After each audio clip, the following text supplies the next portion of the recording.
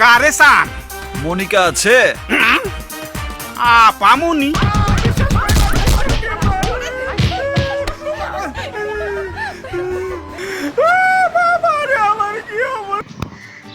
High Rakib ভাই, কেমন আছেন? আরে কি খবর, ভালো? ভালো আছেন? হ্যাঁ জি, আল্লাহ রাখছে ভালো। আসলাম আজকে আপনার লাইফ স্টাইল সম্পর্কে জানতে। আপনি দীর্ঘদিন যাবত হ্যাঁ। এই পরিচালক সমিতিতে কাজ করছেন এবং প্রায় 200-র বেশি সিনেমাতে অভিনয় করেছেন। হ্যাঁ। তো এই বিষয়ে আমরা জানতে চাচ্ছি আপনার ও সাথে। আচ্ছা আচ্ছা, ঠিক আছে, চলো।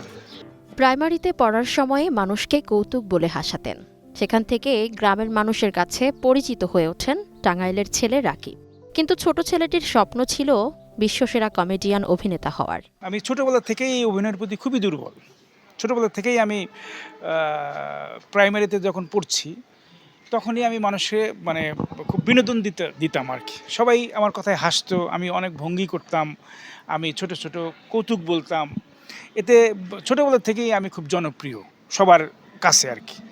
পরবর্তীতে আমি বিভিন্ন নাটকের সংগঠনে নাটকের অভিনয় করি, মঞ্চ নাটকের অভিনয় করি এবং সেখান থেকেই পরে নিজেই আমি একটা আমাদের বড় ভাই বা আরও অন্যান্য ছোট ভাই এদের নিয়ে আমি নিজেই একটা সংগঠন করি এবং সেই সংকেত নাট্যদল টাঙ্গাইলে খুবই পপুলার এবং খুবই মানে পুরাতন একটা নাট্য সংগঠন। ওইখানকার সেক্রেটারি হিসাবে আমি কাজ করি ওইখানে। তখন থেকেই আমি মঞ্চ নাটকে আরও জনপ্রিয় হইলাম ওই টাঙ্গাইলেই।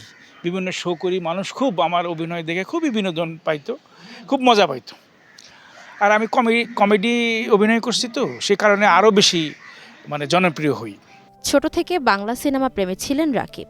মঞ্চে নাটক করে টাঙ্গাইলে জনপ্রিয় হয়ে ওঠেন খুব অল্প সময়ে। বাবার পকেট থেকে টাকা চুরি করে বাংলা সিনেমা দেখতে যেয়ে অসংখ্যবার মার খেয়েছেন, তারপরও সিনেমা দেখা বাদ দেননি। ছোটোবেলা থেকেই আমি আবার সিনেমায় খুব দেখতাম, মানে এত ছবি দেখতাম যে অনেক সময় নিজের টাকা থাকতো না, তখন আব্বার পকেট থেকেও টাকা নিতাম এবং বাসায় যে আগেকার সময় 570 সাবান ছিল, একটা গায়ে মাখা সাবান। তা আব্বা তো সরকারি চাকরি করতেন, তো ওই মাসিক বেতন পায়া সে মাসিক বাজার করতো, তো ওইখানে 570 সাবান কিনতো 4-5টা। তখন টাকা পয়সা ছিল না, যখন অথচ ছবি আসছে, বড় হলে ছবি আসছে, তখন আমি কি করতাম, ওই বাসার থেকে 570 সাবান একটা নিয়ে বাজারে নিয়ে দোকানে দিতাম। তখন দোকানে 2 টাকা দিত। তখনকার সিনেমায় মনে করেন ও টিকিটের দামই ছিল 5 2 টাকা এরকম। তো সেইভাবে আমি এই টাকা পয়সা এইভাবেই জোগাড় করতাম। সিনেমায় অভিনয় করার নেশা। যোগাযোগ করেন পরিচালক মোশাররফ হোসেন তুলার সঙ্গে। সহজে মেলে না সাক্ষাৎ, তবু হাল ছাড়েননি। সুযোগ আসে হঠাৎ, সাকিব পপির সাথে শুটিংয়ে যান কক্সবাজার। জীবনের প্রথম সিনেমায় কমেডিয়ান চরিত্রে অভিনয়, তাও আবার সাকিব খানের সঙ্গে। এরপর নায়ক মান্নার সঙ্গে 3টা সিনেমায় কাজ করার সৌভাগ্য হয় রাকিবের। নায়ক রাজ্জাক সাহেবের সাথে আমি 2টা ছবিতে কাজ করছি। একটা হইলো পূর্ণদৈর্ঘ্য চলচ্চিত্র, শাফিউদ্দিন শাফি পরিচালিত ওই ছবিতে, আর ছোট্ট সংসার মন্তাজুর রহমান আকবর সাহেবের ছবিতে। তো যখন আমি রাজ্জাক সাহেবের সাথে আসলে যখন আমি অভিনয় মানে করলাম, তখন আমি অবাক হইতাম তার দিকে। আমি আর চোখে দেখতাম, লুকে লুকে তাকে দেখতাম। ওরে বাবার সুপারস্টার নায়ক রাজ্জাক যে যে যে নিজেই একজন চলচ্চিত্র ফিল্ম ইন্ডাস্ট্রি, সে নিজেই, তার সঙ্গে অভিনয় করতেছি, মানে একটা অন্যরকম অনুভূতি। আমি লুকে লুকে তাকে দেখি, তার কথা বলার ভঙ্গি দেখি, তার স্টাইলটা দেখি, তার ভাবসাব দেখি, মানে আমি তখন অবাক দৃষ্টিতে তার দিকে অনেক সময় তাকায় থাকতাম, মানে নিজের ভিতরে আনন্দিত হইতো। মানে আমি একটা স্টিল ছবিও উঠাইছিলাম ওই সময়, আপনি আমার ফেসবুকেতে পাবেন আর কি। তো একটা অবাক করার বিষয়। তারপরে এটিএম সন্তোষের সাথে অভিনয় করেছি, তারপরে খলিল সাহেবের সাথে অভিনয় করেছি, মানে বড় বড় আর্টিস্টের সঙ্গে ওই সময় প্রায় 200-250 ছবিতে অভিনয় করছি। এতেই তো অনেক বড় বড় আর্টিস্টরা ছিল। মালেক আফসারের হীরা চূর্ণী পান্না, কাজী হায়াতের ইফতেজিং, শাহ আলম কিরণের ৭১-এর মা জননী সহ শতাধিক সিনেমা এবং নাটকে অভিনয় করেছেন রাকিব। নায়ক রাজ্জাক ও আলমগীরের মতো গুণী অভিনেতাদের সঙ্গে কমেডিয়ান চরিত্রে অভিনয় করলেও ভাগ্যের পরিবর্তন হয়নি তার। তাদের উদ্দেশ্য বলবো যে আপনারা যদি সিনেমা হলে গিয়ে ছবি না দেখেন তাহলে সিনেমা আর হবে না। কাজে হলে গিয়ে ছবি দেখতে হবে, তাহলেই সিনেমা নির্মাণ হবে।